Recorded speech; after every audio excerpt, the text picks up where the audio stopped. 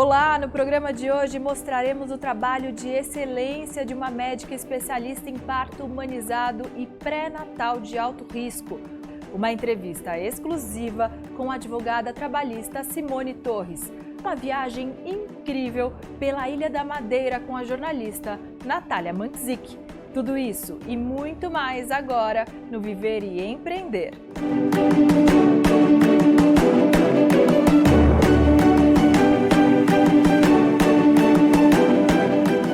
A gente começa o programa de hoje falando sobre o trabalho de excelência de uma médica especialista em parto humanizado e pré-natal de alto risco, a doutora Paula Smith.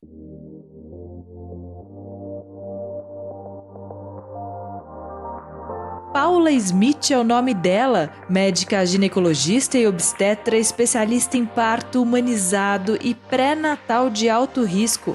É aqui, neste consultório que fica no bairro da Vila Nova Conceição, em São Paulo, que ela atende mulheres de todas as idades. Ao lado dos sócios Eliezer Berenstein e Paulo Chinem, de quem já foi aluna, ela coloca em prática uma medicina moderna e humanizada. A ideia que nos une, o preceito essencial, é com certeza fornecer uma atenção mais empática e mais cuidadosa e um acolhimento desde o momento que ela chega, que ela entra na porta, ela vai é recebida com um sorriso, com cuidado, e ela ganha essa confiança com a gente e ela vai ter sempre essa disponibilidade de estar aqui perto da gente e sempre ser bem acolhida. Essa é a nossa essência. Por aqui, todos os detalhes da decoração, os quadros do consultório são pensados para que a paciente se sinta acolhida e se identifique com o ambiente e com os arquétipos femininos que dão vida às paredes. Os quadros que eu mais gosto, e foram todos os méritos do Dr. Eli, que é um dos meus chefes, ele colocou pra gente, são 3 quadros que eu tenho na sala. O primeiro é a Lilith, ela é a primeira mulher, né? Ela é trazida algumas vezes com uma figura um pouco mais sombria, mas uma figura de peso, mas com certeza uma figura mitológica com muito sentido, uma mulher muito forte, e isso precisou ser descaracterizado, né? Essa mistificação da mulher. Então, eu digo que é uma parte da mulher, todos nós temos dentro de nós uma mulher um pouco mais forte, e quantas vezes essa mulher mais forte também incomoda um pouco, né? O outro quadro é a Eva, ela fica em contrapartida lá com a Lilith, e a Eva é retratada como uma figura de peixe, porque está descrito, né? A Eva não fala a língua dos homens, ela é submersa, então o que isso significa? Que ela é submissa um pouco. E com certeza o meu favorito, que você já teve a oportunidade de ver, ele fica na sala de exame e ele fica no teto. E a ideia de um quadro que não é quadrado, ele é redondo e que fica no teto, é que seja completamente diferente do habitual, fora dos escopos que a gente traz, né, da sociedade, de uma sociedade mais machista, porque o quadrado é uma forma geométrica masculina, né, o estar na parede é um imposto para os quadros, tem que estar na parede. Não, a gente traz um quadro que é redondo, que está no teto, ele fica para a mulher que está sendo examinada ser vista, então ela perde um pouco dessa sensação de estranhamento quando ela está numa posição para ser examinada e ela já consegue visualizar o quadro lá de uma forma redonda e traz uma figura mitológica que eu gosto muito, que é a Valquíria. A Valquíria, ela é forte, ela é mitológica, ela traz um sentido próprio, ela tem o próprio cavalo, ela transita entre a terra e o céu e ao mesmo tempo ela não pertence a lugar nenhum, porque ela pertence aonde ela quiser. É com essa calma e sensibilidade que a doutora Paula Smith atende pacientes e ministra aulas na Santa Casa de São Paulo. A médica tem uma rotina corrida, que encara com leveza e alegria. Eu acho que isso é uma coisa muito importante na minha vida, eu sou baiana, e eu trago muito isso do sincrético, né? A Bahia é muito rica de informações, mas rica de muita fé também. Então eu acho isso extremamente bonito porque a gente entende mais as pessoas com todo o seu contexto cultural e fervoroso, né? Que a gente tem. E eu fiz a minha faculdade lá, né? O sonho da faculdade pública, eu fiz a faculdade em Ilhéus. E depois eu tinha sempre o desejo de vir para São Paulo fazer minha especialização e eu queria muito vir para Santa Casa e eu fiz o concurso e acabei passando como ginecologista e obstetra na residência da Santa Casa. Cursei meus 3 anos de residência lá e depois eu tive o convite de ser chamada como preceptora dos residentes e dos internos nos plantões da Santa Casa e mais recentemente agora também como chefe no pré-natal de alto risco e na patologia obstétrica das pacientes. Então eu gosto de estar nesse cuidado do SUS. Eu fiz a minha faculdade no SUS, eu fiz minha faculdade pública, eu acho que a gente tem muito a aprender, mas a gente tem muito a devolver também para o paciente no SUS, para o nosso sistema de saúde, que é incrível, que é maravilhoso e que é referência no mundo todo. E para mim esse trabalho é extremamente gratificante e é algo que eu decidi desde o começo, desde o momento que eu ingressei na faculdade pública, eu falei, eu queria devolver, mas eu também queria acrescentar nesse cuidado. Então eu trago um pouco da minha experiência, que é só minha, né? Cada um tem uma história muito única. E aí eu trago essas minhas vivências para os internos, para os residentes e para os pacientes na Santa Casa de São Paulo. A ginecologista afirma que cuidar da saúde da mulher é um propósito de vida e ela faz questão de entender o momento que a paciente vive e também o contexto de vida dela. Depois da minha residência, eu fiz minha especialização também na Santa Casa em medicina fetal, que é a parte de ultrassom em gestantes, e obstetrícia de alto risco, então é muito voltado para o pré-natal daquelas pacientes que têm identificam algum risco a mais e que eu entendo que também que isso já traga um grande estigma, né, para as pacientes. Hoje em dia a gente fala que, segundo o Ministério da Saúde, até as mulheres que têm acima de 35 anos já teriam um risco a mais. Mas, então, no final das contas, todas nós podemos identificar um risco, né, se a gente for percebendo. Óbvio que cada uma, outras mais, outras menos, mas eu gosto muito de cuidar das mulheres e eu percebi que isso faz parte da minha essência, do meu objetivo de vida, é ainda acolher ainda mais essas mulheres que estão passando por um momento tão delicado, tão próprio, tão íntimo, como é a gravidez, por exemplo, e ainda mais delicado porque elas têm algumas questões a tratar. Então, realmente são situações muito ímpares e eu gosto de estar lá à disposição para acolhê-las. E o meu trabalho aqui, no consultório, que é a minha outra frente de trabalho, que é outra coisa que eu acredito bastante, eu posso trazer o mesmo tipo de humanização de atendimento que eu trago para as pacientes do SUS, para os pacientes do consultório. Ela encara a trajetória empreendedora de maneira leve e fluida, porque sempre enxergou claramente sua missão de vida. Eu gosto muito daquela frase que é a clássica, né? Médicos de homens e de almas, né? E a ideia é que a gente possa cuidar das pessoas. São pessoas como nós. A gente tem essa missão, a gente tem esse dom de poder olhar o outro e entender o outro com uma certa empatia. Esse cuidar, isso também já é ser médico, né? Os meus alunos me perguntam como é que você começou nessa vida de empreendedora? E eu falo, olha, primeiro você tem que identificar o que você quer. Acho que é a coisa mais difícil. No momento que você identifica o que você deseja, o que a sua essência te diz para fazer, se você está fazendo algo de bom, tenha certeza, olha para frente que as coisas vão dar certo. E trabalhe todos os dias para isso.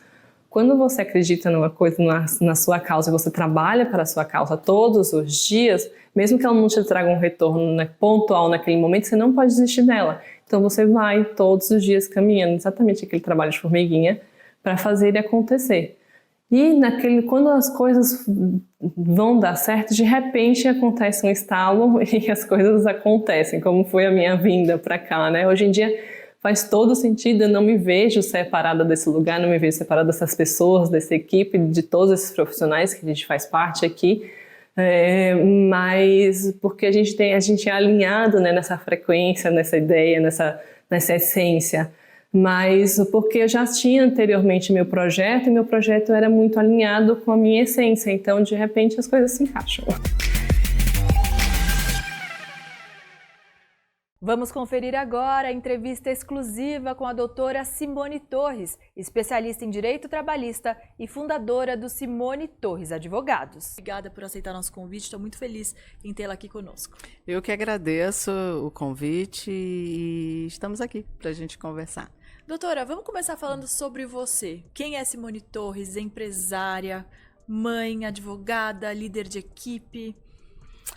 É difícil a gente se definir, né?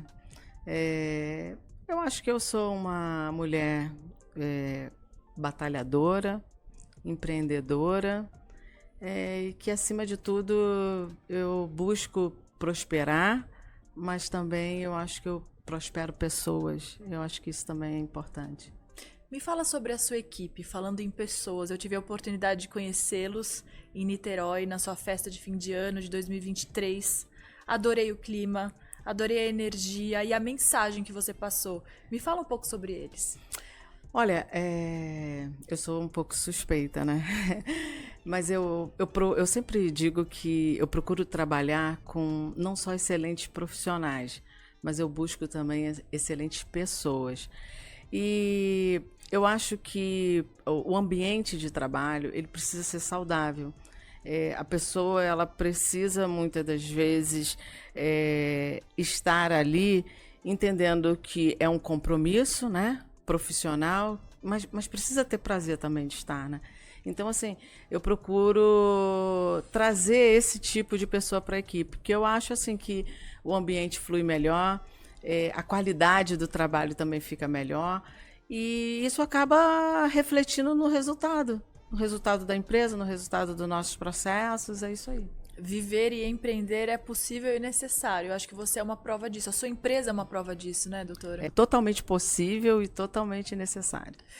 E justamente, o seu trabalho tem tudo a ver com isso, né, doutora? Você se especializou em ações contra bancos. Eu queria que você contasse para quem está assistindo esse videocast, para quem está ouvindo esse podcast, o que você faz exatamente? Qual a sua especialidade hoje? A minha história no direito começou exatamente da minha profissão, porque eu fui bancária durante muitos anos.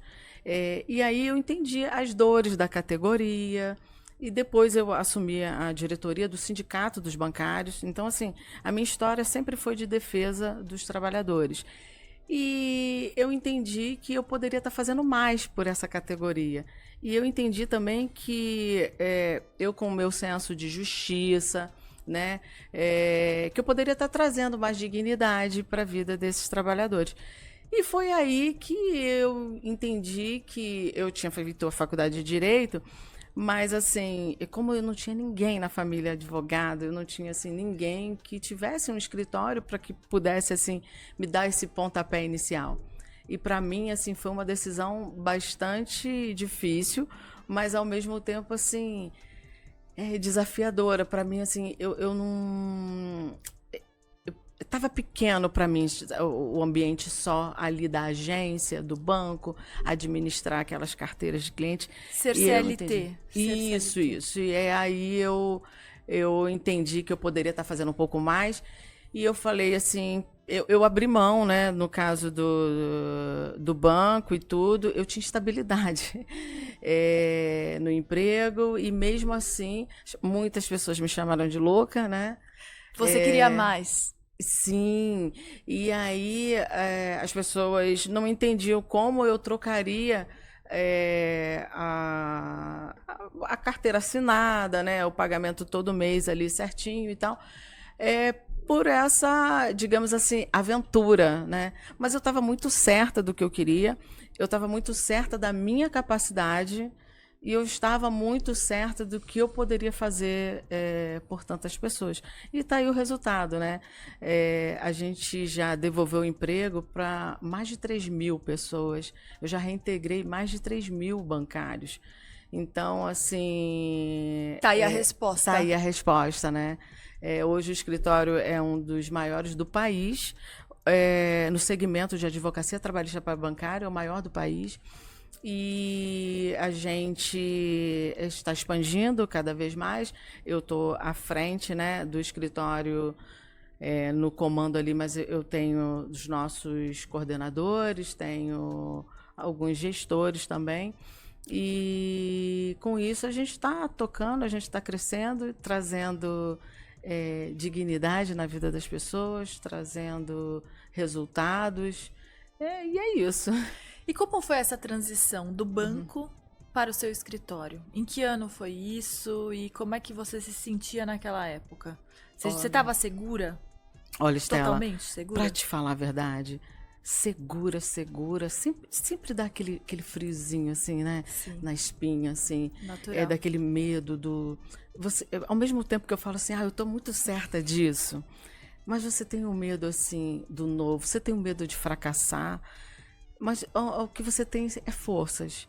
Então, para você ter uma ideia, Estela, tipo assim, eu não tinha um investimento que eu pudesse falar assim, olha, eu vou montar um escritório e aí eu vou aguardar a gente. Não, eu não tinha nada disso. O que eu tinha era a certeza do que eu queria e da minha capacidade.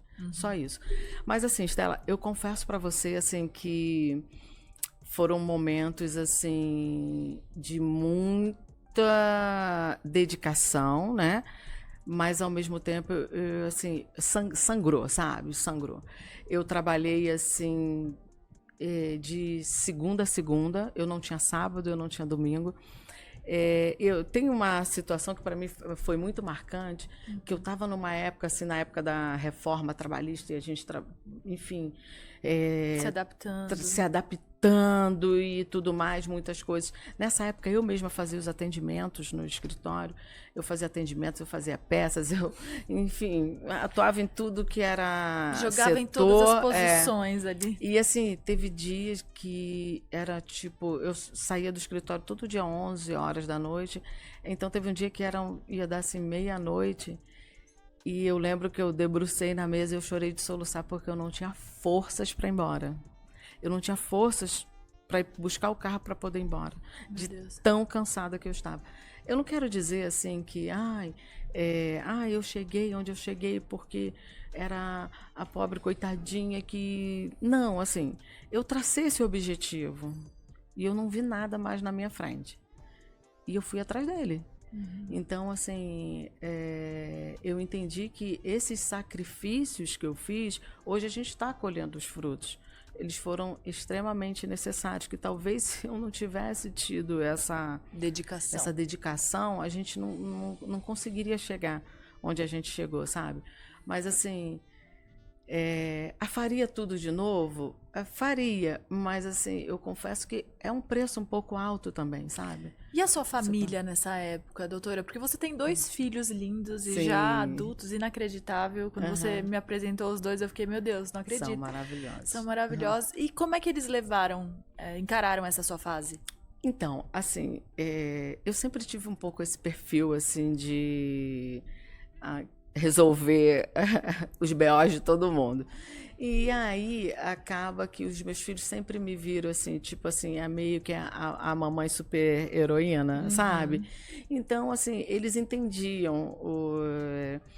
E eu sempre fui uma mãe. Muitas das vezes eu não estava presente fisicamente, porque era ou quando não era no banco, era no escritório, estava sempre trabalhando muito. Mas eu sempre fui uma mãe muito presente de conselhos, de amiga, parceira. Então, assim, eu acho que eles não sentiam tanto essa ausência, sabe? Sim. Porque eu nunca deixei que essa ausência criasse, assim, um buraco, um distanciamento. Não. Ao mesmo tempo que eu estava ali desmaiando de trabalhar, mas eu estava atenta. Olha, fulano está precisando disso, ou aquilo outro. E aí, já foi, não foi e tal. Então, assim... Você soube girar os pratinhos bem. Soube administrar. Isso. Malabarismo, né, Estela? A gente que é mulher, ainda mais com uma empresa tão grande. Nossa, não é? Uma médica ginecologista, especialista em saúde de mulheres com mais de 40 anos, tem se destacado no interior de Minas Gerais. Vamos conferir agora o bate-papo que eu tive com a doutora Isabela Mello, que equilibra o trabalho no SUS e na clínica fundada por ela. Doutora, além de médica, você também é empreendedora porque você tem a sua clínica. Eu gostaria de saber como é ser médica, fazer plantão, ter sua clínica, ser empreendedora. Como é que é essa rotina? Não é fácil, Stella, porque, na realidade, a gente sai da faculdade, a gente não aprende a ser empreendedor, né?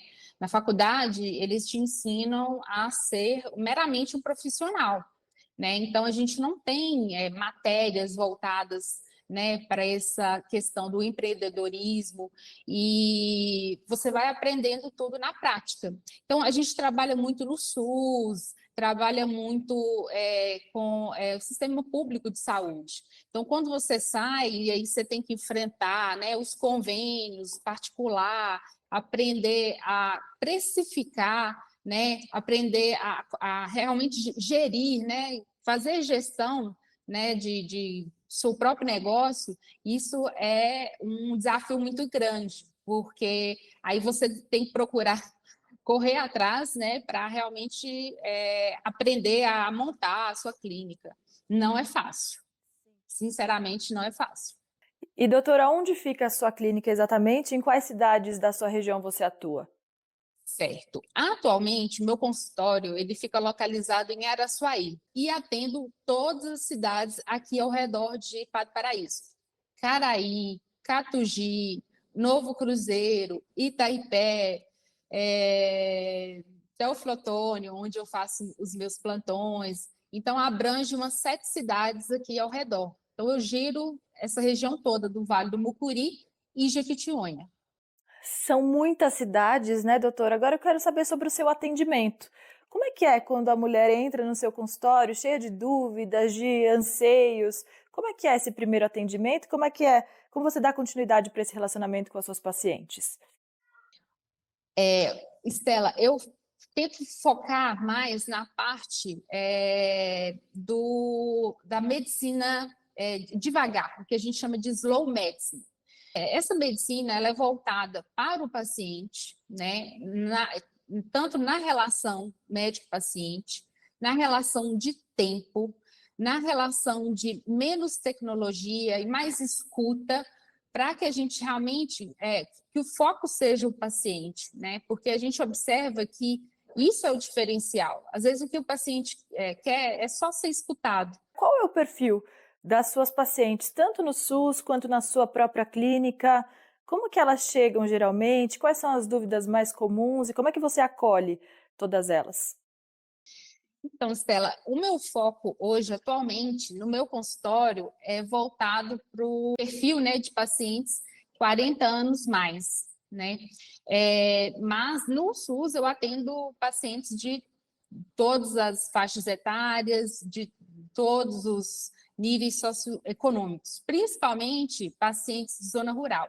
Então, elas têm muitas dúvidas, têm muitos mitos, né? E a gente precisa o papel do médico, principalmente na região, né, no interior, é tentar modificar, né, desconstruir aquilo ali que foi passado ali pela mãe, pela avó, né, que ela leva ali como se fosse uma verdade, né? Então, a gente vai tentando abordar dessa forma, né? Mas é muito heterogêneo, né? Sim, justamente esse assunto ele é super importante. Eu tenho muita curiosidade para saber qual é o papel do médico exatamente em cidades do interior, você que atua aí em quase 10 cidades. Qual é o seu principal papel, na sua opinião? Informar, informar e levar informação de qualidade.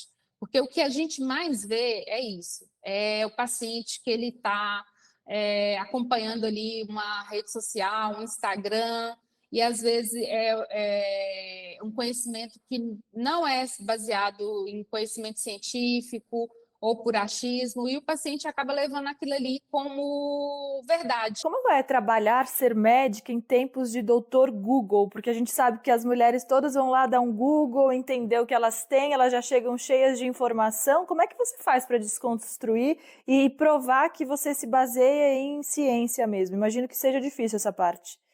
Não é fácil, não. Não é fácil, porque realmente o paciente, ele parece que às vezes quer te testar. Ele já vem com todas as respostas, né? Ele só quer ter a confirmação se você está atualizado ou não.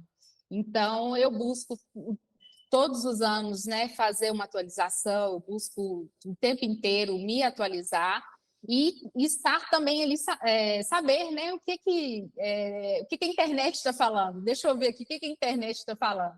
Porque na maioria das vezes eu já falo com ela, não vai pelo Google não, que eu sei que você está indo pelo Google. Muito bom. Doutora, desejo muito sucesso a você, que você volte mais vezes aqui no nosso programa para a gente conversar, esclarecer dúvidas. Você é sempre bem-vinda. Obrigada mesmo. Se Deus quiser. Se Deus quiser, em breve, quem sabe eu vou até o estúdio aí, né? Estaremos aí presenciais. Por favor, vem mesmo. Vai ser um prazer te conhecer pessoalmente, te dar um abraço e obrigada. Ótima semana para você.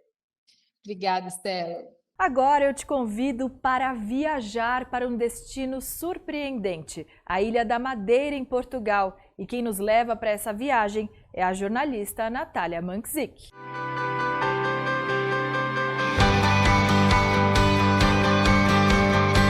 Um arquipélago vulcânico com cenários deslumbrantes e muito diferentes entre si. Colonizada no século XV pelos portugueses, a Ilha da Madeira está localizada mais perto do continente africano do que de Portugal. Com clima e vegetação tropicais, possui muitas características que remetem ao Brasil. A ilha, com picos nevados e paisagens de tirar o fôlego, repletas de vales, montanhas, cachoeiras, piscinas naturais e águas cristalinas, a Ilha da Madeira é ideal para quem gosta de explorar a natureza, em meio a trilhas e passeios de barco. Quem nos leva para essa viagem surpreendente é a jornalista Natália Mankzik. Estou em uma das principais atrações aqui da Ilha da Madeira, que são as piscinas naturais de Porto Muniz. Ó, vocês conseguem ver daí? Agora dá pra ver, né? O mar, ele entra ali, né, no meio das rochas e forma essas piscinas naturais. Então ali pra minha esquerda estão as piscinas naturais públicas, que é só pegar e entrar. E aqui pra direita tem as piscinas privadas. Hoje aquela tá fechada, a privada, porque a onda do mar, estão muito altas as ondas, o mar tá muito forte, então por segurança eles acabam fechando, custa mais ou menos uns 3 euros para entrar. Mas vamos lá agora entrar na piscina pública, hein? Eu tô aqui na Ilha da Madeira mais ou menos no fim de janeiro já quase, hoje é dia 23 de janeiro e tá dando pra usar roupa de banho, entrar nas piscinas, então vamos lá. Entrei, ó, a água tá geladona, mas a gente tem que pensar, quando mais que entrar numa água assim, numa piscina natural, né, numa ilha, no meio do Atlântico, na costa da África, é uma chance única, hein? Olha que lindo. Água verdinha. E bem perto das piscinas naturais do Seixal fica essa praia aqui, a Praia do Seixal. Na verdade é Praia do Cais, né? Mas ela é mais conhecida como Praia do Seixal. A areia é preta, mas acaba sendo uma praia bem diferente, assim, dá pra pisar na areia, ó, dá pra aproveitar o mar também e é bem bonito mesmo, esses morros aqui em volta. Dá pra ver até uma cachoeira, que é a Cachoeira Véu de Noiva. A gente também tem no Brasil, né? Cachoeira Véu de Noiva. Aqui contornando a praia. É muito bonito isso mesmo. A Ilha da Madeira também oferece caminhadas espetaculares pela Floresta Laurisilva, que é patrimônio mundial da Unesco. São quilômetros e quilômetros de trilhas com vistas panorâmicas da região, que possui uma variedade de microclimas devido ao terreno montanhoso, proporcionando diferentes condições climáticas em várias regiões da ilha. Que lugar lindo que eu tô agora! Essa daqui é o mirante da Serra da Água e olhem isso aqui, essa vista. Deixa eu mostrar só a vista para vocês verem. É uma paisagem muito diferente mesmo.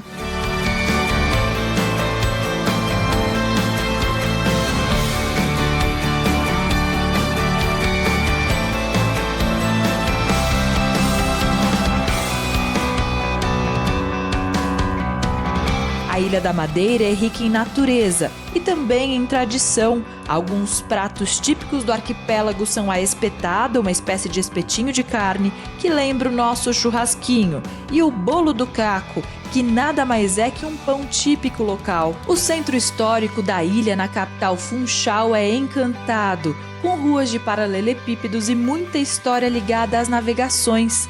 Madeira desempenhou um papel crucial nos descobrimentos portugueses, servindo como ponto de abastecimento para as viagens marítimas. Conhecida mundialmente pelo vinho e pelo bordado, a ilha é um local que mantém as tradições e encanta pela simplicidade e beleza. O próximo destino da Natália Mankzik você acompanha aqui, na próxima edição do Viver e Empreender.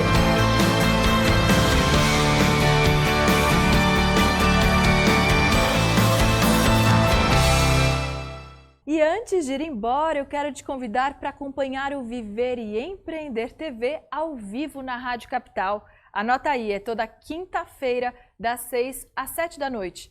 Também te convido para seguir o nosso programa nas redes sociais. É @Viver e Empreender TV.